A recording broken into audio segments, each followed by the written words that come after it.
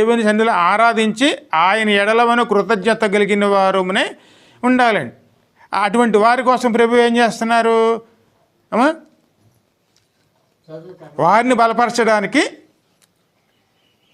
దేవుని కనుదృష్టి లోకమంతటా సంచారము చేయుచున్నది. ఈ విషయములలో, ఏ విషయంలోనూ? ఈ విషయంలోనేనండి. ఎందుకంటే మొట్టమొదట మనం చేయవలసింది దేవుని ఆరాధించటం అండి. ఈ ఆరాధించడం అనే విషయంలో మనం మతి తప్పి తిరిగినందువల్ల మన ఈ కష్టాలు, ఎందుకంటే విడిపించవలసిన సమయంలో దేవుడు విడిపించడానికి ఆయన సహాయం చేయడానికి సిద్ధంగా ఉన్నా సరే, ఆయన సహాయం తీసుకోలేని పరిస్థితిలో మనం ఉంటున్నప్పుడు ఖచ్చితంగా బాధలు ఎవరు అనుభవించవలసి వస్తుంది? ఖచ్చితంగా మనమేనండి.